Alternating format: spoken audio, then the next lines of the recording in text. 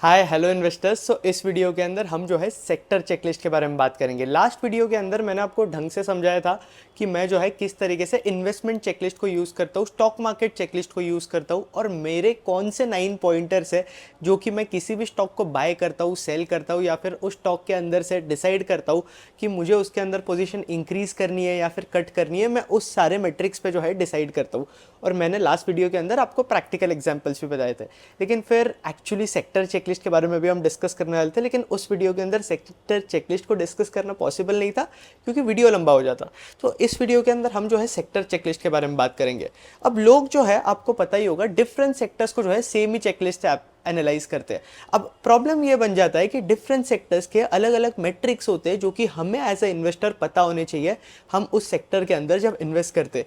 क्योंकि देखो, अगर हमें पता ही नहीं है कि कौन से सेक्टर के कौन से मेट्रिक है तो हम जो है उस कंपनी का राइट पोटेंशियल नहीं जज कर सकते और हम डिसाइड भी नहीं कर सकते कि हमारे पोर्टफोलियो के लिए ये कंपनी जो है हमारे पोर्टफोलियो के अंदर जगह भी डिजर्व करती है क्या। अब मैं इसके जो है आपको कुछ एग्जांपल्स दूंगा जहां पे जो है आपको डिफरेंट सेक्टर की मैं चेकलिस्ट बताऊंगा कि किस तरीके से जो है आपको इन सेक्टर चेकलिस्ट को यूज करनी चाहिए। अगेन, ये सारी सेक्टर चेकलिस्ट, इन्वेस्टमेंट चेकलिस्ट को मैंने जो है मास्टर क्लास के अंदर डिटेल्ड के अंदर डिस्कस किया हुआ है।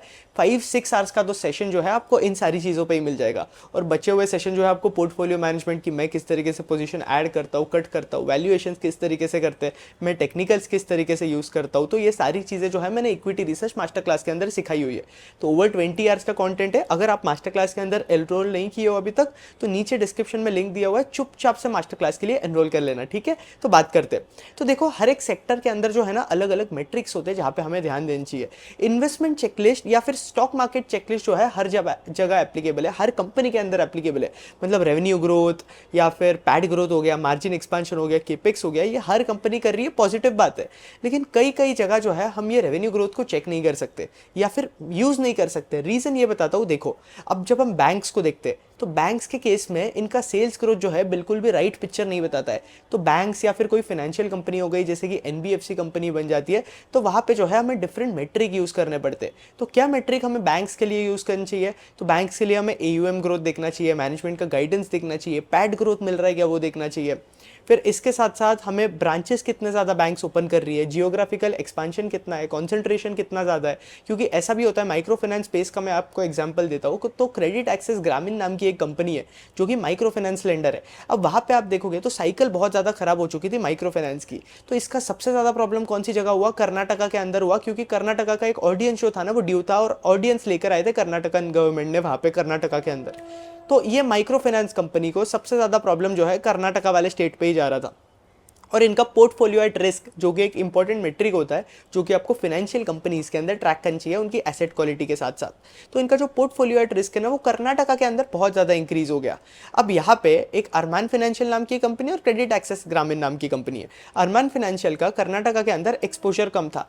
तो जब माइक्रो फाइनेंस साइकिल रिकवर होगी ना तो हमें अरमान फाइनेंशियल के अंदर नंबर जो है कंपैरेटिवली बेटर देखने मिलेंगे as compare to credit access, क्योंकि कर्नाटका का जो उनका एक्सपोजर है ना वो कंपैरेटिवली बहुत ज़्यादा है और उसे रिकवर होने के लिए कम से कम 1 क्वार्टर एक्स्ट्रा लग सकता है। तो हमें जो है इस तरीके से सोचना चाहिए। फिर इसके साथ साथ कुछ कंपनीज होती है जहां पे जो है हमें ऑपरेटिंग लेवरेज भी देखने मिलता है। अब जब हम बाकी कंपनीज का ऑपरेटिंग लेवरेज कंपेयर करते हैं तो हम कैसे करते हैं? सेल्स ग्रोथ और पैड ग्रोथ को कंपेयर करते हैं, राइट। जैसे कि हम ट्रांसफॉर्मर कंपनीज की बात कर रहे थे तो मैक्सिमम ट्रांसफॉर्मर कंपनीज की कैपेसिटी यूटिलाइजेशन जो है बहुत ज़्यादा हाई चल रही है। तो वहां पर आप देखोगे तो इनकी सेल्स ग्रोथ बहुत ज़्यादा स्ट्रॉग है। इसके साथ साथ इनकी पैड ग्रोथ भी जो है उससे बेटर आ रही है क्योंकि यूटिलाइजेशन बहुत ज़्यादा हाई है, सेक्टर के अंदर डिमांड बहुत ज़्यादा हाई है और कंपनी के मार्जिन जो है वो बेटर होते जा रहे हैं। तो बैंक्स के अंदर हमें जो है एयूएम ग्रोथ और पैड ग्रोथ को कंपेयर करना चाहिए ऑपरेटिंग लेवरेज के लिए। अब एक एग्जांपल दूं आपको, इंडिया शेल्टर नाम की एक हाउसिंग फाइनेंस कंपनी है। ये लोग जो है कॉन्स्टेंटली अपना एयूएम 30-35% के आसपास ग्रो कर रहे हैं। इसके साथ साथ ये लोग अपनी टॉप लाइन अपनी पैड जो है प्रॉफिट आफ्टर टैक्स वो ग्रो कर रहे हैं अराउंड 50% के आसपास। तो हर एक क्वार्टर के अंदर हमें जो है लास्ट 4 क्वार्टर से इंडिया शेल्टर के अंदर जो है ऑपरेटिंग लेवरेज देखने मिल रहा है। इस तरीके से जो है हमें banks, NBFC, housing finance company के अंदर ऑपरेटिंग लेवरेज के बारे में सोचना चाहिए। फिर इसके साथ साथ आप कोई भी बैंकिंग कंपनी को एनालाइज कर रहे हो तो वहाँ पे जो है हमारे कैश फ्लोज देखकर कोई फायदा नहीं होता है, तो ये भी एक इंपॉर्टेंट सेक्टर मेट्रिक होता है। फिर बैंक्स के अंदर आपको लोन बुक ग्रोथ सबसे ज़्यादा इंपॉर्टेंट मेट्रिक होता है जो कि ट्रैक करनी चाहिए, और इसके साथ साथ यहाँ पे आपको एसेट क्वालिटी भी ट्रैक करनी चाहिए। ऐसा ना हो कि बैंक जो है कंटिन्यूस, या एनबीएफसी कोई भी कंपनी हो वो कंटिन्यूस लोन दे रही है लेकिन उनकी एसेट क्वालिटी खराब हो रही है। अब इसका मैं एक एग्जांपल दूं तो पूना वाला फिनकॉर्प नाम की एक कंपनी है, वहाँ पे लोन बुक की ग्रोथ इनकी हमें बहुत फास्ट देखने मिल रही थी, लेकिन इनकी जो है पर्सनल बुक के अंदर जो एसेट क्वालिटी है ना वो बहुत ज़्यादा खराब हो रही थी, तो इसलिए कंपनी ने अंदर एक क्वार्टर के अंदर ही आकर बहुत सारे लॉसेस ले लिए। तो ये भी दिक्कत देखने मिलता है। और कुछ कंपनी जो है हमें बैंकिंग कंपनीज के अंदर प्रोविजन भी देखने पड़ते हैं, मैनेजमेंट का ट्रैक रिकॉर्ड भी देखना पड़ता है। कुछ मैनेजमेंट जो है बहुत ज़्यादा चालू होते हैं, वो क्या करते हैं पता है, पहले जो है प्रोविजन ये लोग कम दिखाएंगे और बाद में एकदम से प्रोविजन ज़्यादा दिखा देंगे। मतलब क्या, ये चाहते हैं कि इनकी बिजनेस की प्रॉफिटेबिलिटी जो है ना वो पहले ज़्यादा बेटर दिखे और बाद में जो है ये लोग प्रोविजन दिखाकर कुछ भी कर इनकम स्टेटमेंट में गड़बड़ कर देते हैं। ऐसे भी बहुत सारे बैंक्स के मैनेजमेंट करते हैं, एनबीएफसीज के मैनेजमेंट करते हैं। तो फाइनेंशियल कंपनीज के केस में आप इन कंपनीज को ट्रैक कर रहे हो तो यहाँ पे जो है ये कुछ मेट्रिक्स होते हैं जो कि आपको पता होना चाहिए।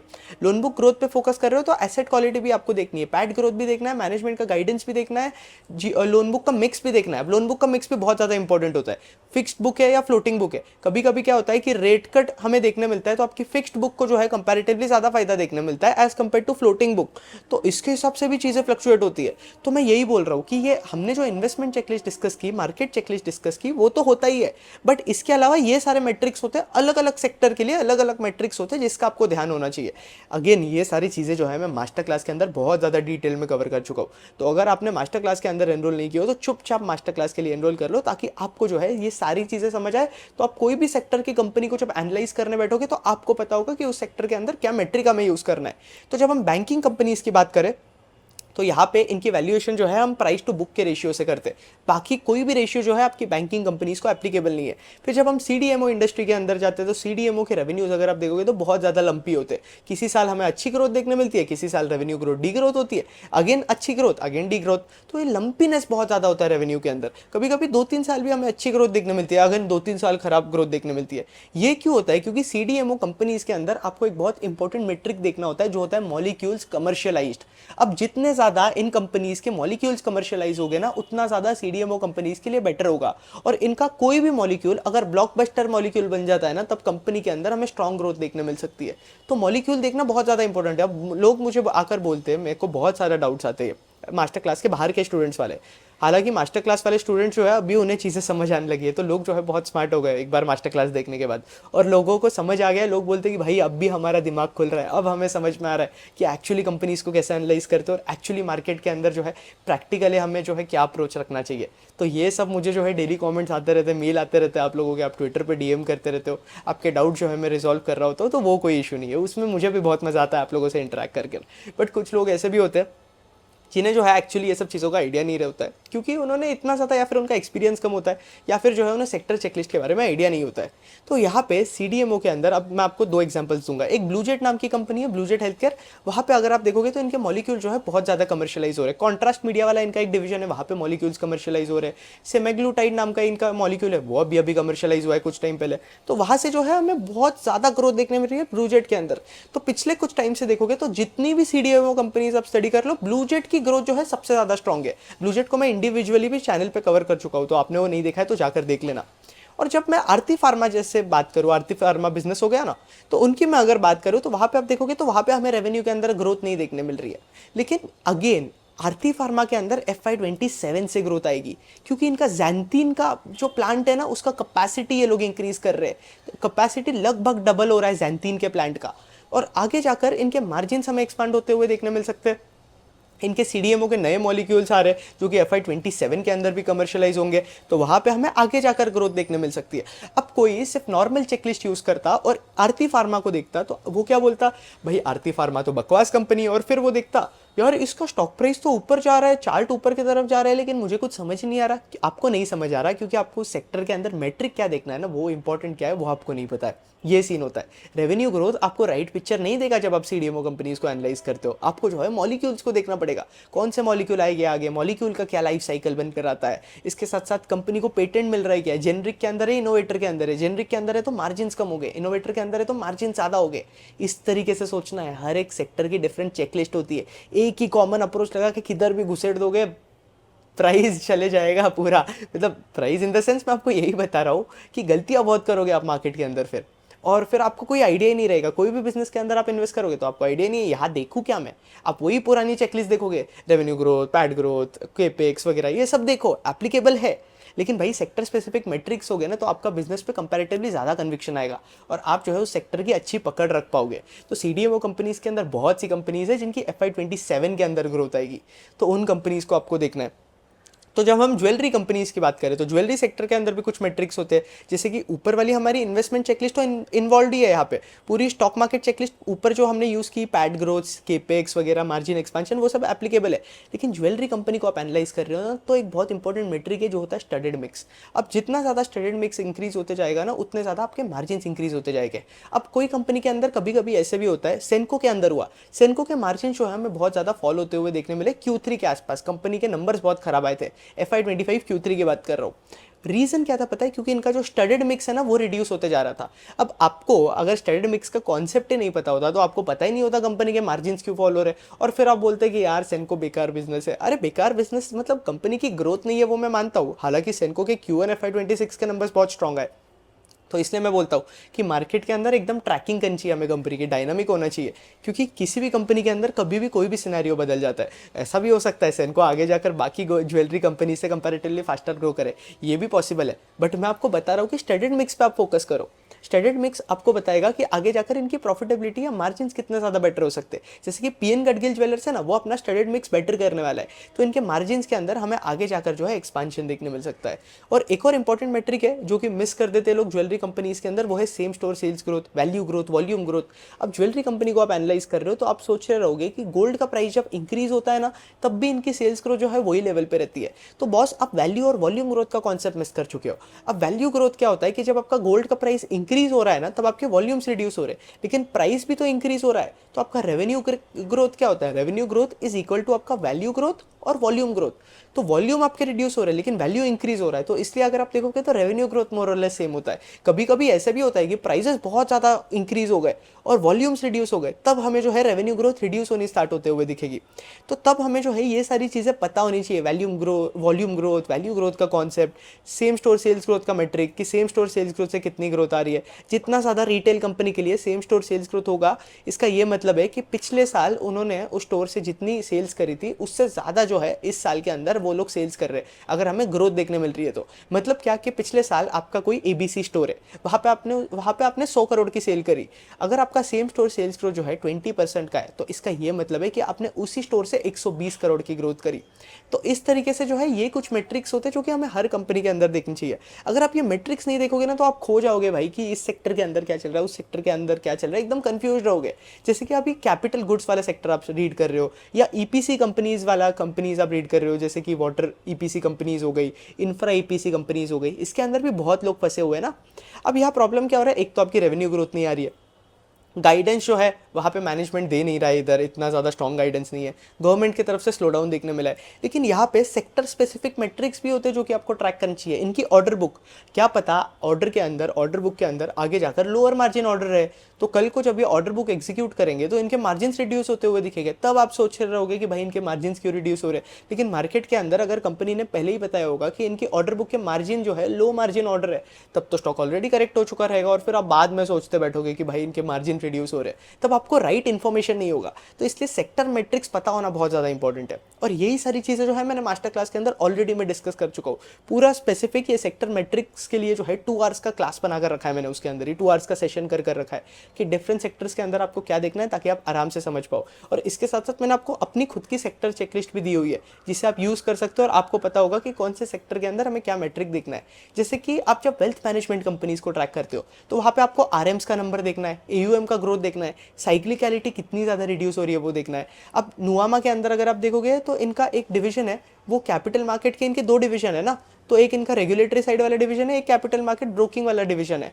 तो इनका जो क्लियरिंग वाला बिजनेस है ना, वहाँ पे इनका परफॉर्मेंस जो है इंक्रीज होते जा रहा है। मतलब क्या, क्लियरिंग वाला बिजनेस अच्छा परफॉर्म करेगा तो नुवामा के अंदर साइक्लिकलिटी रिड्यूस होगी। मास्टर क्लास वाले सारे स्टूडेंट्स ये चीज़ समझ पा रहे होंगे।